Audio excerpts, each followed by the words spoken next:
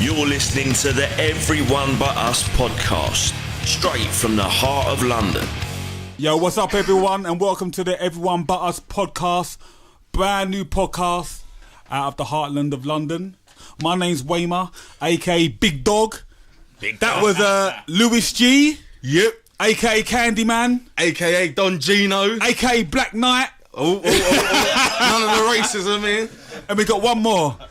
To my right, I got my favourite white person. You got your white Favourite hand man next to you. Steve BDF, aka Suge White. Yeah. When he says favourite white person, it means he hates me a little bit less than all the other white people. Go Our ahead. guest today are the mighty. Should we do a drum roll? Prowler! Yo, Prowler, make some noise, man. Big. You guys are tired, innit? You just come from work. This is. Don't this feel like fucking like what was that program back in the day on fucking BBC? Was it Going Live? This is like Going Live. Like. This is our Going Live moment. Like, It's just pretty cool, man. it's pretty cool, man. X-rated Going Live. I'm definitely not Andy Howard Peters Stern for does anyone Going fucking Live. says that. So, how you guys doing, man? Good. They got one mic that they have to share between them, so bear with us. Golden the Gopher's got the other Not mic. too bad, man. After work business. After work business, yes, go on. Energy's still up, man. Energy's still up. All right, let's get the boring stuff out of the way. So, can you introduce yourself, please? Representing on vocals, this is Nathan, lead singer of Prowler. Been doing our things for the last 15 odd years. Bruv, I just started to see your name, that is it. I didn't want your life story, not yet. I'm joking. Can you do... Why are you cutting off like that for? No, I'm joking. Gavin, guitar. If you say so. Gav Rowler, aka The Barrel. Yes. Rick to life, drums. We'll have to cut that out so it doesn't beat us up, won't we? Rory, drums. Yeah, you know how it is, man. Nathan on vocals. Yeah, of course, man. I love you, really, man. So, Someone has just walked through the door. I don't know who's walked through. Oh yeah, sorry. We're actually. Oh, here he is. Here he comes. Someone It's just old walked in the big room bad and destroyed Talapaton. the whole podcast. Bad man Jake Marlowe's just walked through the door.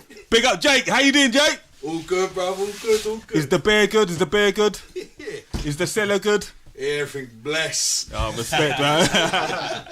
Jake is he's a manager, right? At Underworld. Yeah, cellar manager at Underworld. Cellar manager. So Yeah, man. just a bit of backstory. all that good juicy fucking pint cups and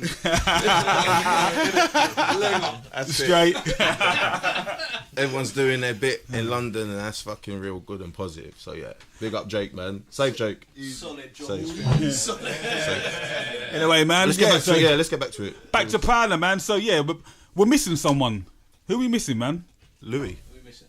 yeah, we're missing Lou back. Lou back, man. So he had to work, but big up to Lou, man. Big up, Lou. Yeah, wish he could be here. So I'm happy to have you guys here. Happy to be here, man. Good times, man. You're our first guest, so Yeah, man. You brought the right guest, man. I think for the first guest for this particular podcast, that's actually pretty big as well. Like so, yeah. and they just released a new album, so it's very fitting. So we could, this is promotion as well. Like big Eruption Records, just quickly throwing that in there, but we'll say a little bit more about Eruption later. So yeah. Eruption Records. So Prowler, man. Lou, when was the first time you heard of Prowler? First time I heard the Prowler was I'm gonna say 2005. I bought the 2 weeks In the bargain bucket in Asda. It was Told me it would be $9. Gav's not in a band, is he? it was definitely on time for some Ruction, the CD compilation that Ruction released many years ago. And I remember particularly, I think Prowler was like third listed on the actual CD, and I think it was New Blood Anthem that was on there. And I fucking heard it, and I was like, what the fuck? Like, what the fuck's this shit? Like, then looked at the fucking lyrics, and there was obviously pictures. Nathan had his dreads and shit, and I was like, all right, this is fucking real. Like just to see that there was another black person like doing fucking hardcore music was actually pretty fucking like, rah, that's fucking big. So that's from there. That's when I knew about Prowler. Obviously, other Ruction bands and other hardcore bands, and got into it from there. But it's not about me anyway. It's about Prowler. Like, so yeah. What about you, Steve? When's the First time I heard a Prowler, I think you was all fucking. You weren't even fully grown, I don't think. It's like the Mill Hill rehearsal days. Actually, it's still them days, I think, innit? Still there, man. Yeah. I think my first time was someone come up to me and said, "Have you heard this band called Prowler?" And I was like, "No, I never heard of them." "Oh, they're the fucking heaviest band ever, brother. Trust me." And you always hear that a lot, didn't you? So I thought, yeah, whatever, man, yeah. But then I remember seeing you live and fucking. The first thing that I noticed was Nathan with the long locks. And I was like, oh, brother, man. Yes! Another brother. But absolutely smashed it and blew me away, man. Fucking. How did you guys meet? Because. Well, originally we weren't a hardcore band. I think we used to practice in Al's garage. It was Grinder. They didn't even have smartphones back then, did we? It was fucking Oh, cool. man. We didn't even have Snake back then. That was it. Homing pigeons and all that. Yeah. So come again, what was that? Still writing letters and learning home numbers. We Going to phone boxes. You have to talk into the mic, sorry, bro. Yeah, we was all in primary school together. Me, Nath, Al. Oh, really? I never knew that. Yeah, that long. Wasn't in a band in primary school, but then I think a few of us were still skateboarding and knew each other and stuff like that through secondary school.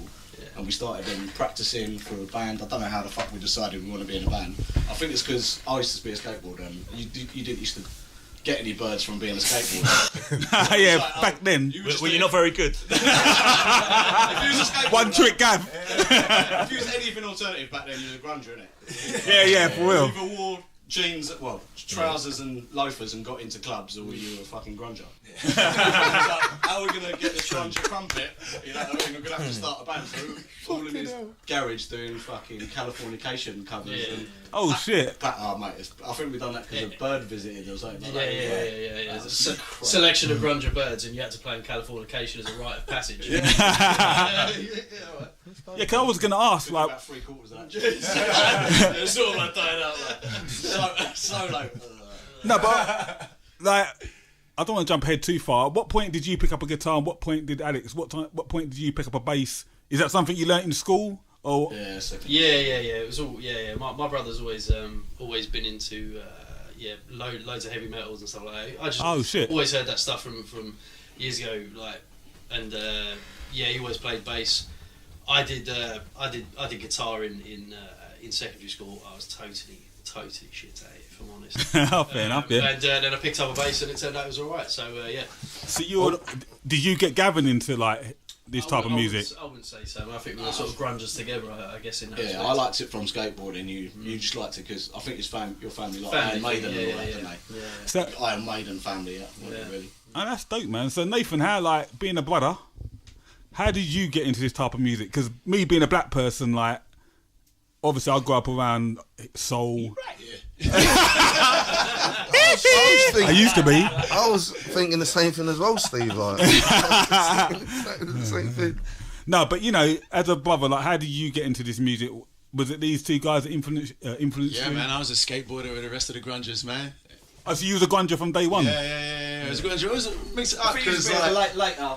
yeah, I was a bit later because with my schoolmates were all, rude boys. Yeah, for real. Yeah, one's there, Roadman. I was down with the Gav was down with the boo. You know what I mean? I was always into doing my thing though, you know what I mean? I was never following what everyone else was doing, you know what I mean? Yeah. I was, For real, I was that's doing what me. talk. So I me and Gav been boys, we stayed from primary school, so I'd always be checking with Gav. Gav got me into skating, and through skating, I was sampling the music that they were all listening to, got into metal from there. And then one day they sampled me hardcore, man, which was deep. But yeah, that's how I got involved, through skateboarding with these boys. So yeah, man, as my dad would say, these white boys got me into this devil music. You know what? That's what I wanted to ask. It's true, though. Wait, that's the truest talk, Lewis. Like, being a black person, not just quickly. How was it for you? Like, being a black person, how did your parents or your family? My sisters and that know that. I mean, that, No, but when you first got into this type of music and they heard it from your bedroom. Well, I never used to play it that loud. Like That's what I know. That's still what I know. Because I remember like when I was first trying to tump some tunes, right? There's like, how do you introduce that? You know what I mean? How to be like, right. You know, I was listening to bare hip hop, right? That's what I was thumping before I started listening to. Yeah, okay, yeah. Right? So your parents are downstairs, they hear the beats. That's okay, we can do with that. That's like, right. How do I go from like Snoop into like some knuckle dusting 50 caliber, like? Because that's like, there's gonna be like that. What? did they say anything to you? Like, did you? Well, like, not until like you come down the stairs and then like people looking at you like yeah, for real. So it's like your brother used to come in from next door.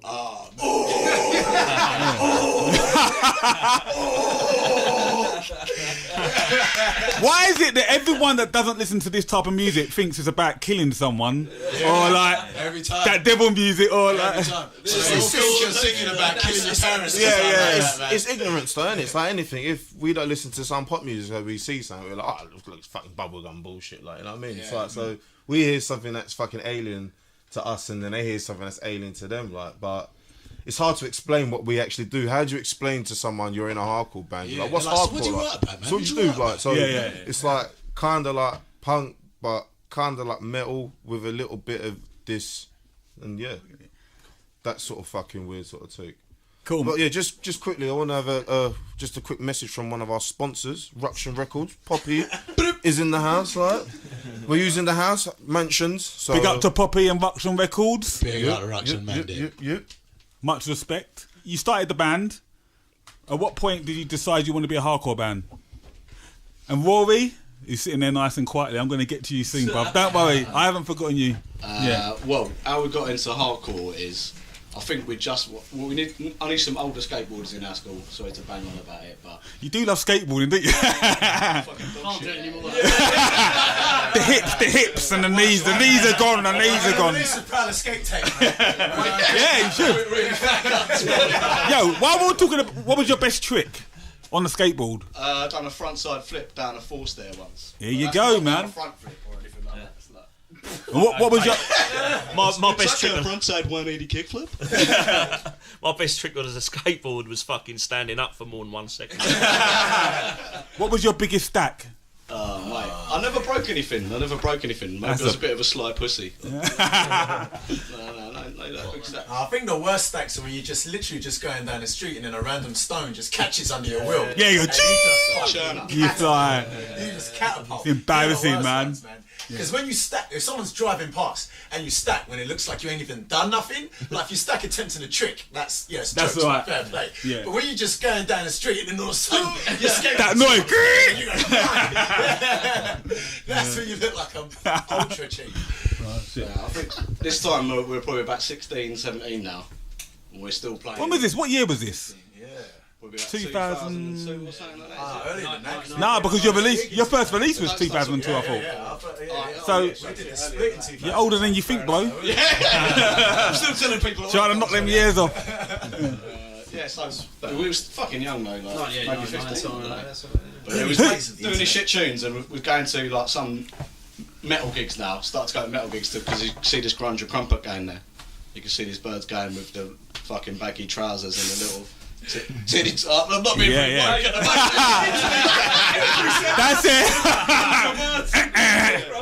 Then I think we was talking to him about, we went to this new metal concert the other day, and it was pretty heavy mosh. Heavy mosh. The older kids were like, heavy mosh, you want to check out Stamping Ground, mate? Here you go. Fucking heavy mosh. It was like, oh yeah. We checked them out. When it was like, this is fucking pretty rowdy, and so we reported back on that, and then someone was like, you think that's heavy mush? You want to check Knuckle Dust out, mate? There you go. Respect. And I was like, oh yeah, and I fucking downloaded you on like Kazaa or LimeWire or something like that. You had like one tune on there. It was fucking Punished by Despair or something like that. Yeah. Downloaded that and was like, fucking hell, that is grotty. But I imagine you all to be like old white ZZ Top. Motherfuckers. Yeah. Talking of which, where is Mark Fitz actually? I thought he's gonna be. Shout out to Mark.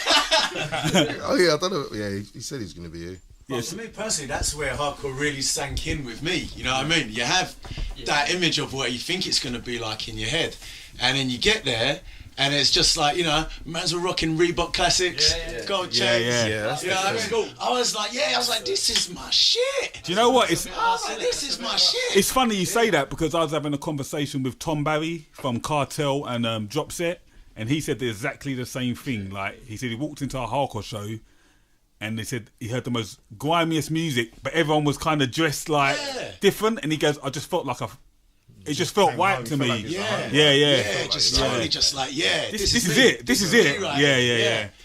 And that was literally it. Like the second we went to shortly after Gav sampling me Knuckle Dust. There was a show coming up like a week or so later, and we all went to that. And we was all in agreement. Like after coming out from that show, we were like, rare. This is us. This is what we're writing. This is what we're doing. And that's literally how it all started, man. And the Knuckle Dust. That's it. The Time Around the Hill. This, Oh yeah. That's the first one we copped. So I copped that.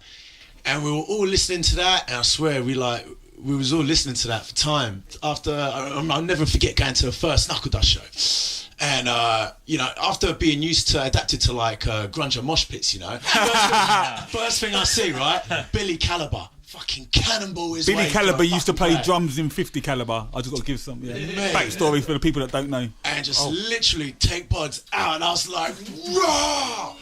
This is the rowdiest shit I've ever fucking seen. And I swear down, I was like 15 at my first hardcore show, and it gave me fucking goosebumps. Like within like 10 minutes of being there, I had fucking goosebumps. Now it's like all this fucking pent up shit just started fucking coming up, and I just got like bare real, like man. excitement and anxiety at the same time. That's I real. was just like, this is my shit. I was like, I don't know if I'm even gonna live to get out of this gig. Like, this is dope. This is dope. I was like, if I live, I'm gonna try and come back again. This is dope. And that is literally it from there. That's sick, man. So how did the first release, the split with TRC, how did the link with Prowler and TRC or that split come about? That's from Mill Hill. Music, that's from Mill Hill. Is that where you first met TRC? Yeah, we And practiced. BDF were there, That's yeah. walking in on people's. Yeah, you just. People's things. Oh, sorry. Yeah, we done that bit. Yeah. 5 more minutes. That is a classic practice move. Because like Chris, he fucking stands out. You know what I mean? So wait, Especially sorry to stop you. So just when you met Chris, you didn't know him. You didn't know about TRC or nothing. No, we didn't know about TRC. We recognised him from hardcore shows. So I got to give you the mic So there. we recognised Chris from hardcore shows, and then we see him around Mill Hill Studio. We didn't know he was local at the time. So we was like, you go hardcore gigs, innit? And he was like, yeah. And we literally got chatting from there. Because he was rehearsing there, we were rehearsing there, and that's how we met, and that's how we got introduced, and we got chatting. Were they into hardcore at that point? And being Slipknot's biggest fan as well. See, back in them days, I recognised him from his cartoon Earthworm Jim. Oh, shots!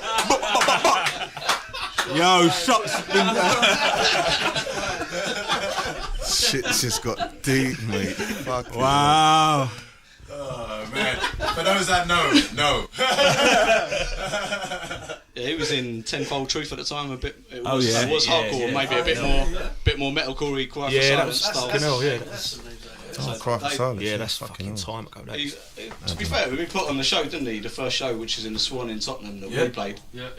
He put that on in the Swan in Tottenham. It's Tenfold Truth. 9-bar headline, mate. No, I don't think. I think it was. Yeah, 9-bar headline. It was 9-bar headline. So we should talk about the Swan quickly, man. This is the most if you could describe the Swan Lascelles to the listeners. Lascelles getting chirped outside by a yardie. Massive yardie. This was a yardie pub. What time the show starts? 9 o'clock. It's been coming in with a cowboy hat. So Gav, you got the mic. Explain walking into the Swan. What's the first thing you see? Fucking a lot of people playing dominoes. Dominoes.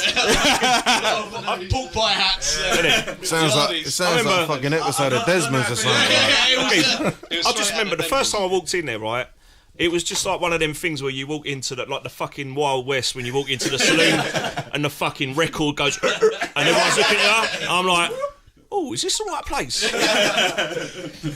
Yeah, just go to the back room and then it was fucking just grungers in a pretty much sports hall, innit? So, I mean, there's all of us playing. Not many people in there generally, but Nothing's changed. Do you know what? I think that's the only bar or venue where people were openly just smoking weed, and it just openly, like, there was just no hiding it in the corner or nothing.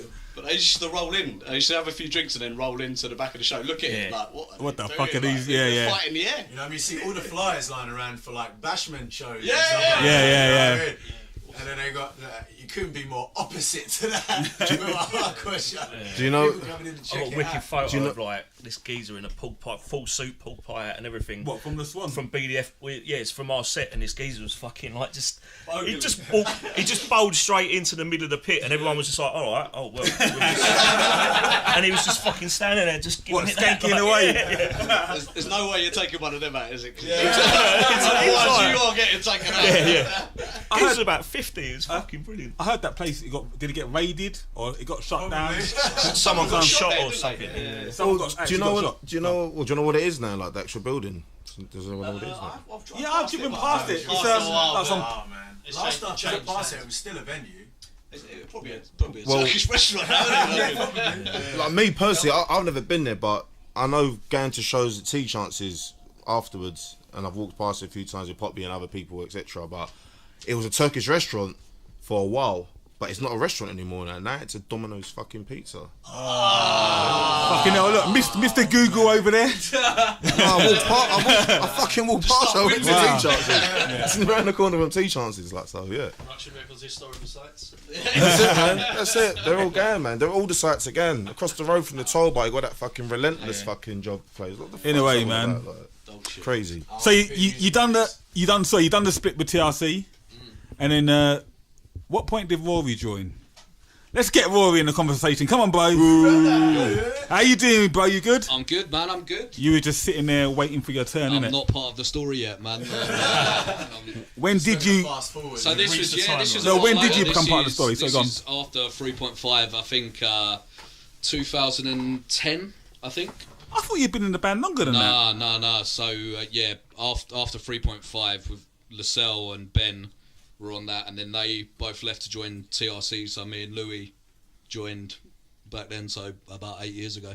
Oh damn, man! Might have been Insane. longer than that because 3.5 was 2007 that drop. 3.5 is your first full-length album, right? Yeah. Full life album after 7 years. 7 Just- fucking years. So I just want to say, They're doing a few demos and that, but I'm going to get back to where I promised, brother. I was wondering, what was the meaning behind that? Because I don't want to jump too far, but what was the meaning behind that title? yeah. Is it RoboCop? It's like RoboCop or something. Alright, so yeah, breaking that down, that was a Blazers reference, right? 3.5. Yeah, strictly 3.5, where 8 used to be. What an ape should be still. Fucking clinical imperial ape. So where we was Go on. coming from with that, that's when that 8 was starting to drop. It was going down to like 2.8 or whatever. So, you know, with that album, you know, this was no holds barred. This is the full ticket here, man. This is no bullshit. This was strictly 3.5 man. This was your full 8 here, man. Realness. So that's where it was coming out with That's that. dope. So yeah. Plus, with an ape, we only had 20 quid to spend in it, so that was your, The maximum ticket, like, you know what I mean? Who wrote all the music for that album? For that album, I wrote all the lyrics for that album. Who does the rhythm, like the riffs? I do probably 80% of the riffs on. Go on, Gav. On that album, on the new album, probably it's a bit closer between me and Louis. We'll get to that. Still probably a bit more of the music that I do. Yeah. I just can't play the riffs. So Just can't record them or fucking play them live. when 3.5 come out, did you notice like a big reaction to it? Yeah, they're not bad. Like medium-sized guff, whatever. Cause yeah, Not full on pants down. Side of the road. No, do you know what? That came out in a guff. That came out in 2002, didn't it? Right? no, the split was 2002. Oh, sorry. 3.5 was about 2007, 2008. That's About 11 years once old every already, 7 man. years. Yeah. We strike about once every 7 years, isn't it? Yeah, man. We Yeah, all what wait is- till like there's an eclipse, and yeah, once there's eclipse, we know the time is right, and that's when the music comes out. Do you know what? Prowler, like, for me, has always been one of them bands where I thought they could go to that next level. Do you know what I mean? In terms of, what's the next level in hardcore? No, we're glad to Do you know, you're on it. What I'm trying to say is you're on it. I've never been there.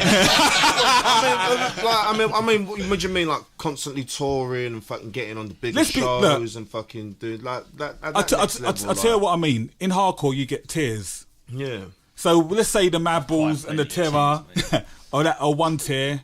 Then you've got maybe a Nasty. That's another tier. Then I don't know, the KD's another tier. Do you know what I mean? You got tiers. So. Yeah, they should be in the top tiers, like the top tiers. I would say in England they are, but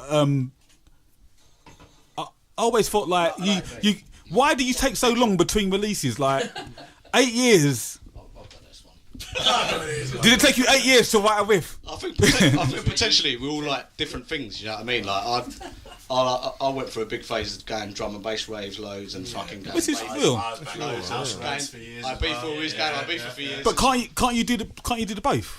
I don't know. I struggle. Oh, man, it's just because in the summer sometimes I don't want to hear like. Dun, dun, dun, dun. I feel that. I feel you. To, like, you know, when you get too much of it, we kind of absolutely tanned it from when we were 17 for a few years. Yeah, completely tanned us through music, and then he's like, right, and it's like his taste in birds changed as well. He was chasing drum and bass birds. He was trying to produce them. Trying to produce, failing at producing.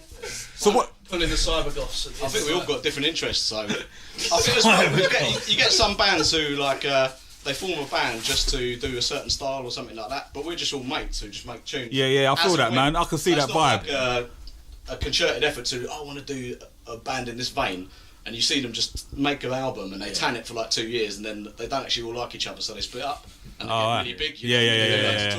Right. But we just do. Do you know what? Like, I give you respect for that because a lot of, I'm not pointing to no names, but a lot of band people do get together just because they think they want to be the next Hatebreed, and then bands are the ones that break up and don't last because they write this fucking awesome album, spend loads of money on getting the production the best it can be, and then it comes out and it's not doesn't meet the expectation that they expected, and then. But if you do it for the love of it, like you guys, that's exactly. So you don't when you do this, you're not thinking about we want to. Obviously, you want to. You know what I mean? Progress, but you don't. The gain is not to be some rock stars. That's not why we do it. You know what I'm saying? Like, if God forbid, if this band ended today, right? I'd start a reggae band. I'd become fucking DJ, man. But yeah, I'd be for Woody. Yeah. But I'd have nothing to replace that outlet. You know what I mean? And nothing to replace that gap. Yeah, for real. And so, like, I can't lose that, man. We're not doing it, like I said, for. But 8 years, brother. 8 years straight. So 8 years of nothing. Yeah, no, 8 That's years. Yeah. Just because we ain't dropped nothing in 8 years, don't mean we was doing nothing in 8 years. You know what I mean? But you weren't even. I'll agree. That's a bit unfair. Like to say 8 years, nothing. Like because you don't know what man's been doing in 8 years. They could have been writing shit. Nothing. They could have had 8 years is a long time, Bob. 8 years is a long time. But the truth is, we're lazy, man. Thank you, Rory. I was expecting some kind of like double gatefold concept album. Locked in the studio for 8 years working on it. The thing is, everyone's got their own stuff going on. Everyone's doing whatever, but also we're just slack at getting together and doing it. We should do more, shouldn't we? Yeah. But at the same time, we're not, like I said, because we do it because we love it, we're not that burnt to be like, oh, we ain't done nothing in years, so we might as well allow it. You know what I mean? This is us, you know what I mean? So even if we don't do something for another 5 years, we ain't going nowhere. We're still here. That's not necessarily going to be the case. I think we did get to a point where it's like, right, fucking hell, we need to do an album now because we've been floating around and it's embarrassing. And I think everyone was cutting us off. Like, every time we turned up to a show, I was like, are you doing it? Are you a band anymore? I swear that. Are you still going? Yeah. How old are you guys now? Everyone but us. Straight from the heart of London. So the album that's recently come out, The Curse, which has come out on Ruction Records, and it is available from Ruction. RuctionMusic.com if you want to pick it up. It's available there. And obviously, of course, Prowler have got their Big Cartel. Amongst that, on the other side, they've got obviously T-shirts and long sleeve, etc., etc. Spend that money. So obviously check it out. But I was going to say, how's the general response been to the release? Like, has you been getting good feedback? Do people like it? Have you been getting loads of offers for to play shows, etc.? How's it been? Great album, I have to say. Thank you. Yeah, cheers. Yeah, it is a good album. It's been pretty good, hasn't it? Good. Yeah. It's been generally good. I think we need to just get playing more gigs, don't we, and doing other videos, because you just need to really put fucking work. What's been clear to us is how much work you need to put into fucking put something That's out right, there. yeah. You can't just put it out there and Just expect things to happen. The reaction's been good, but then it stops, don't it? Like the initial reaction's good, and then you have to keep working to keep it going. Like, so yeah, we just have to keep on with it. This is your first recording with Prowler, My right? first, yeah. What do you think you brought to the team? That Lascelles. It's not a fucking job interview. Yes. How many paradiddles can you do in a second? A dance pedigree like I don't know. My background before hardcore and stuff was playing in punk bands and Really? Yeah, so I think I wouldn't have thought that, man. potentially some of that D-beat fast punk stuff. Yeah, probably that. So I was chatting to you, Ironed Out and Prowler done a weekend together. What about? Yeah, that weekend was fucking absolute. dope. We'll talk about that later on. Yeah. But I was having a conversation with Rory, and I was saying that he's one of my favourite drummers. Like, That's, he's respect, man. Respect. no. pissed up. Do you know what? Like, because he's one of them guys that you get certain drummers that play and they're very like animated, so they get noticed more. But your style's very relaxed, but you're fucking. You can equate to this, right? Yeah. So That's because I'm knackered, man. no, but your body don't move, but your arms, it's all like wrists and. Yeah. I had Good wrist action. yeah. I wonder where you learned that. Right wrist tears. That's it, man. Yeah, the left's not so good. No, that's years of practice, man. I think I had like drum lessons when I was young. And, For real? Yeah, and learned about not wasting energy, like with big arm movements and big hand movements. And So just you keep can it wank for contained. hours. I'm like the fucking. It's all in the wrist. Mate, I'm like the sting of wanking, mate. Taking the No, sorry, go on, man. yeah. But yeah, that's it. It's about not wasting energy. I've got more. Are we moving on to religion now? I'm thinking of someone else. It's about sitting on your hand first and then playing the drums. Just like someone else. Not wasting sounded like a turn down the road to Catholicism. We better move on to the next subject. So when man. you drum Prowler, was you basically that drumming style? Was that what you've done before, or was it something different? Yeah, no. I was playing in another hardcore band, a band called Impact, who are still very, very irregularly get together still. So we're even less active than a lot of. Yeah, than Prowler. Say what you think. Which works out great for us. Yeah. But no, I was playing in a hardcore band, and I was working with Tom Barry from Dropset Cartel and DBS from Cartel Injury Time. Barrington. DBS. And, yeah. Big up DBS and Tom. Big up DBS. Big up Tom Barry. Where is DBS? Where is he? Have you found him? He's MIA, man. Where's Wally? MIA. And it was through that, like, Tom He's Barry coming came into back. work one day in a Hate Breed t-shirt. I was like, oh shit, you're into hardcore, and we started chatting about that. And then a little while later he was like, oh, you know, Prowler are looking for a drummer, and he was like, do you want me to put a word in? And I think Martine also was on the case with it as well. And between the two of them, that's how it happened. So I was playing hardcore, but That's dope, man. And like, no, that's really good because the chemistry between you lot is fucking real. Like, I can tell you're really a close unit. And that set pretty quick, man. Because one thing we was looking for when we were in a drummer was like, we want a dope drummer with equipment that was jokes. You know what I mean?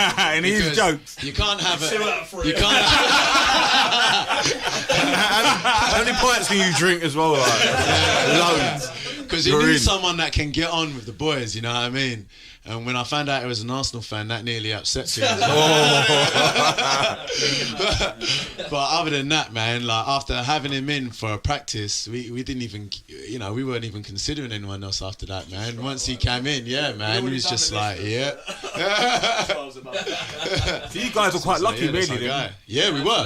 We were, yeah. First time, man. Didn't it straight away? It just clicked, and like playing and personally, it was just there.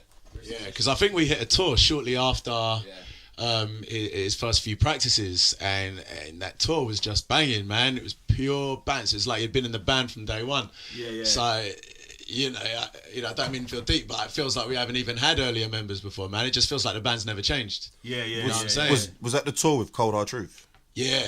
It was. No, Wasn't it? Was that no? It was with Full Valence. Ferg's band. Full Valence and who else? Ferg's band. We went to Belgium, Holland. Fucking Tempest Frame. Tempest Frame might have been. No. True Valiance. True Valence, True Valence are definitely there. Yeah, and that was quite early on, wasn't it? I hope we haven't offended whatever band we can't remember. It all turned into one big gig after a while. Certainly completely unmemorable sets from us, wasn't it? Super stoned the whole weekend, fucking.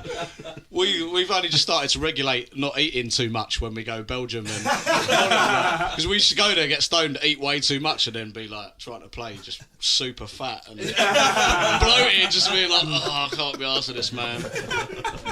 Meal tickets. Yeah. So we started doing meal tickets between us, and you're only allowed to like meal tokens. You're not allowed to fucking eat too much before we play. But that is true. That is the danger, like, of going to places like Belgium and Holland, that, because you just get. So you're like, it's like being a kid, innit? Because you get there, like you walk into the fucking petrol station, you're like, fuck, chocolate milk, like fucking Jupiter and like cheese and hamburgers everywhere. 2 walls. The same shit that we got at home anyway, like, but it just looks more exciting. Fucking ironed out. The first thing we do ironed out as a collective group when we get into Belgium is go straight for the chocolate milk. Yeah, I think it's we go straight for unbelievable. the Jupiler.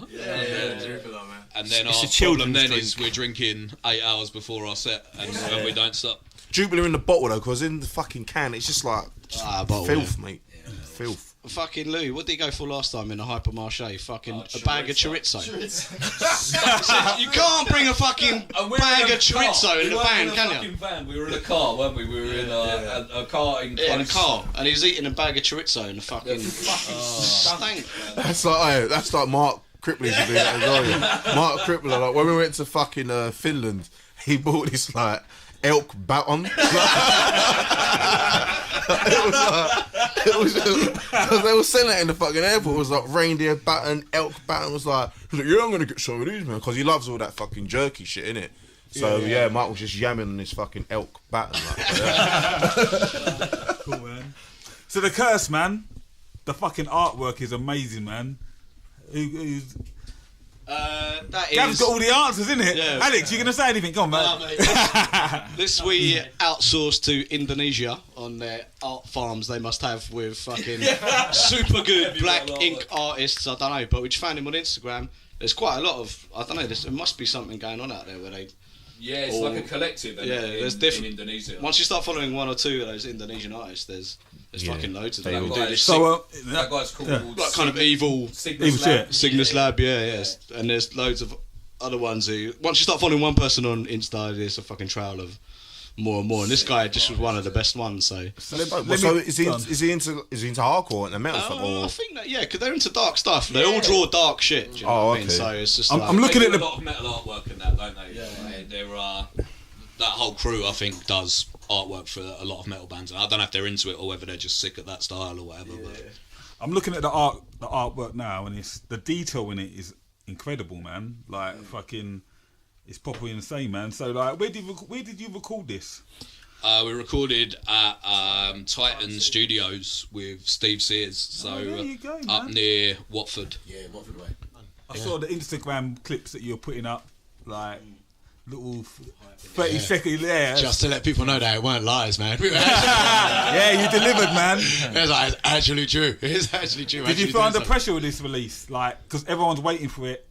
To be honest, not me personally, because like I was so confident in those tracks. We're Look at him go, desperate look at to him get go. them out. No, I was just desperate to get them out because you know, when we're all feeling something and we know something feels right, we know that's going to reflect, because we've never been one of them bands that did an album to sink in with what's going on at the time. You know what I mean? So we've never had that worry of, is this going to fit our audience? Are people still going to be interested? Because we weren't never trying to fit into what was popping at the time. Yeah. We've always done us, and everyone that's always been into us has been into us because of what we drop. So, you know, we weren't trying to be the next Hatebreed, we weren't trying to be the next whoever, you know what I mean? Whoever is up for our style is going to like our shit. That's what I'd like to know, man. What happened to like a lot of the emo hardcore, man? Are they still listening to their old stuff, man? I remember that because it was a lot of like, you're a tough guy, it was emo. It was emo. You know what I'm saying? Yeah. So like, I know I still got my whole stack of 9-bar CDs and everything I was listening to back then, Shattered Realm, the lot. I've got everything that I used to listen to back then. I wonder how many people still pick up that old kind of hardcore and still crack that out. I wonder if that's still going. I reckon you'd be surprised at how popular that is. Yeah. That's a good point. That is a good point. Just like, it's out all the time. Do you know, just on that point, like, we could go to a show at an Underworld and all these kids would turn up that you've never seen before and the place is packed. So, you would be surprised. Do you know what I mean? You would be surprised. But I've never understood bands that start out and they do, I want to do a band in the style or the vein of another band. It's like, I don't understand why you want to set out to sound exactly like another band. I mean, I get the influences. That influence, but like, I don't know, some people just sound like another band. There's too many bands that are influenced by one other band. Like, we're going to do a fucking this band, but the best bands are influenced by 10 bands or 20 bands, you know what I mean? And also with different genres as well. They weren't all listening to the same genre. Exactly. Do you think bands are pressured into doing a certain style? Because... Yeah, we tried knuckle dust. Rubbish shape. Getting time O'Neill this moment. Oh yeah, where was? How'd you do that riff? Oh shit. So we just thought we'd go something slower, innit? I think if anything, the first album was the one that I felt pressure on, because like, you know, we're doing our own thing, and we got no idea if anyone else is gonna like it. You know what I mean? We was playing the first show. Playing the first show because you start listening to other bands and you're like, shit, we don't sound nothing like them. Is anyone else going to be feeling us? You know what I mean? So it's like not knowing that we're doing what we should be doing, but just getting those nerves. And then when you start playing and you realise people are responding to it and people are liking it, you then get the confidence. You're like, we done all right. It's wicked. Yeah, that's real, man. But That's when I felt nerves. I didn't feel nerves on the second album. It's the first one that I felt nerves on. And when we were first playing, when we were first dropping our EP, first dropping our first set of tunes, because like. We knew a lot of the people, like when you then rock up to a gig and it's just like, oh yeah, they're like in that shit band, you know what I mean? So it's like, oh shit, they know that this is us too. We then rock up to a show and everyone thinks our stuff's dry. That would be something.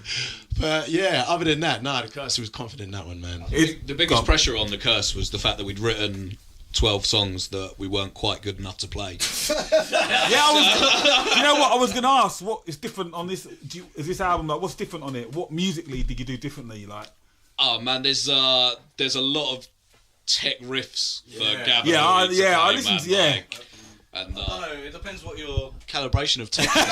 There's a tech for I can't for me, it's very like I think we took a step up when we got Louis on board with the band. That guy, because that guy can shred. Did he? Is he solos, man? The solos. I was going to ask him about the solos, but dude can shred, right? And that's one thing we was looking was like, you know, in all respect to Gav weren't one of them ego guitarists that wanted to be the main guy. Really? You know what I mean? He was happy. I can't. He was happy. Like, one of the first things he told me, which I thought very highly of him for, is saying, I want to get in a guy that's better than me. Oh, respect. You know what I'm saying? Yeah. I think it's because he wanted to fob off recording duties. Right? He just wanted to give it to someone else to record his bits. But nah, we brought in Louis, and Louis could shred, man. And Louis took our riffs to another place as well, and took our tunes to another place too. So yeah, I got to give him his props for that. He got Louis, man. The album too. Big up Louis. So Pixelot.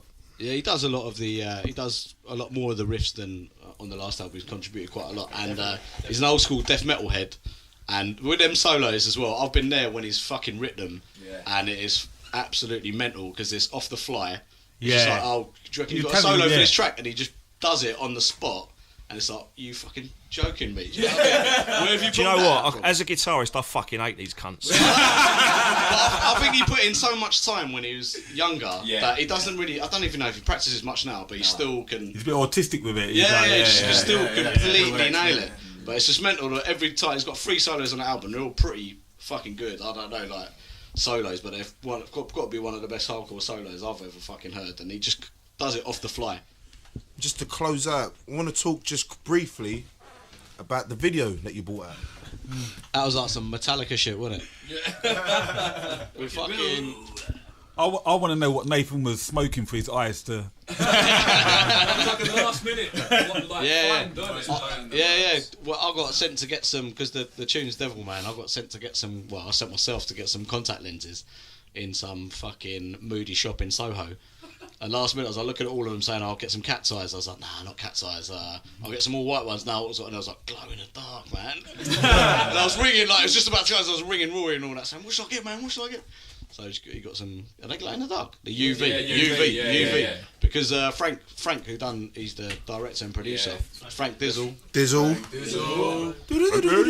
Worth tapping him up for a video. I don't know if he's doing that full time because he does big shit in the BBC and all that. But He's a sound man, isn't he? sound man, yeah. Sound man. But for this, he done like. He's a sound man as well. He's a sound geezer. Did you hear that? We do comedy as well. Yeah, we do.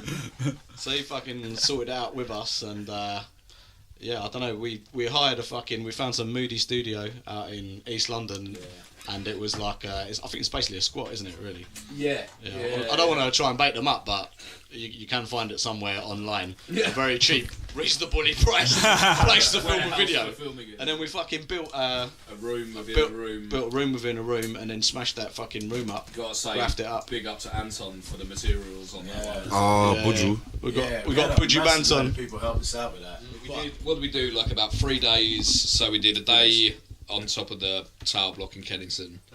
We did a day in the studio or in the warehouse in the little room that we built in there, and then we went and trespassed at a derelict castle. A castle? Yeah.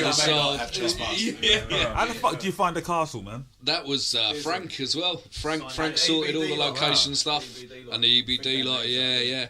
And they found some old National Trust castle thing that we went and filmed. Lit it up with like red lights. Was Leon EBD anything to do with finding the castle? Because from my time in 50 Calibre with him, like anywhere we went, he was like, "Is there a castle here?"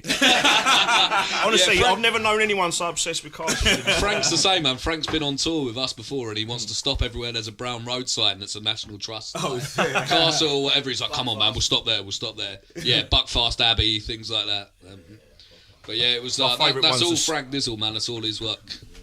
My favourite brown sign is the secret nuclear bunker one. We cracked up at that. What's that on? Rita Dover account? No, that's around Brentwood kind of way. And we when BDF recorded First Family and the other thing we did, the split with Denied, we would drive, and we drove past it, and I remember just all of us just drive past it going, secret nuclear bunker. Signpost for the secret nuclear bunker. That was us in the car as well, did that same thing. Talking about signposts, when we was in Germany, when Nath was driving for about 40 miles, and he just turned around to us and said, "What the fuck is this place, Ausfahrt?" This must be a big massive. town. Yeah, I've been driving like 40 miles and it says Ausfahrt. How big is Ausfahrt? Oh shit! Oh, man. That's bad. It must have been on the Ausfahrt ring road. So whose idea was it to wreck the fucking? You built up this room and then it was one a of the mix scenes between you I think wrecked Gav and Frank and all of us kind of at the beginning putting in the ideas of that's what we wanted to do, and that probably turned out to be the fucking most stressful part of the whole day. Really? Yeah, Anton. That sounds like the most fun part. Yeah, no, it was fun, but it was stress because we had one chance of doing it because we built everything. Yeah. And Frank wanted to do this big kind of end like panoramic sweeping shot around, get it all in one thing. So we had a few people with sledgehammers, axes, like whatever to smash through. Shit. And Steel feet. yeah, Malro, Malro with fists and feet banging through. And the last shot of that smashing through bit, someone came through from behind the wall with an axe, and it missed Anton's head by about 2 inches, man. And that was terrifying, wasn't it? Cut! Yeah, and he didn't even realise because he had his back. He had his back to the wall, so he didn't even know. But we've got the footage. you're telling and me we there was watched it no- in slow mo, like of just No this risk axe. assessment. Yeah, Come on, where's the health and safety? Yeah, it was winging it quite a lot towards the end there. That's And axes. you guys didn't think that through, did you? Everyone but us. Straight from the heart of London. Anyway, let's change gears a bit, man. Tom and Lewis had a birthday party, Well, that's right, yeah. and Gav was spitting some lyrics. So you know what I'm gonna say. Are we gonna get something on the podcast? Are we gonna get some Bars on the podcast. some bars? What Nathan, man? I don't know. Why don't you do the from early bars? Come on, both of you. And I'll Anyway, come in as well. there you go. Right. Nightcap, first time round in the noughties, Reebok workouts, queues for a 40, irate at Camden, verge with a man them, backstage, purge all the beers and tank them. Stella was 6'4", in the office, Carlin, Foster's pud, that's not me. Backflip, big heads, G's for a pinky, 2 on the queue on the dot, come look. Prowler, man, thank you so much, man. Thank you very much, man. Thank you. What's next for Prowler? What's next? Next is we've got a few shows coming up, and we are in March. Leytonstone on March the 9th. 9th, yep. That's a Friday. What venue? We got a venue? Yeah, Lunar Lounge. The Lunar Lounge. Yep. In Leytonstone. That's going to be a good one with. That's dope. I'll be there. Who's playing that? Temple Balance. Frey, Balance. Idle Yep. Hands. So that's Big up gonna be Idle good. Hands. That's it, local Madman, yep. Fucking sick name. And then a few more around the UK coming up, and then Leeds, Glasgow, and then Oh, going up to Scotland, I think nice. there's quite a lot going on, man. yeah, a little bit, and man's in over to Scotland will Europe. A definitely few get things down that to we're trying to Prowler. sort out at the minute over in Europe, and then This is like, so you guys are on it, man. that's it. And People then the new video better for come mine. out and fucking represent and get down in the fucking pit or whatnot. Just fucking watch and just show your support, buy some merch or whatnot, man. Just show your fucking support. That's That's it. all Come I down. care We're all about, friendly. Come and punch your friend in the face. like. Make sure you're So Prowler, man, thank you very much. Make some noise. Thank you. You're listening to the Everyone But Us podcast. Straight from the heart of London.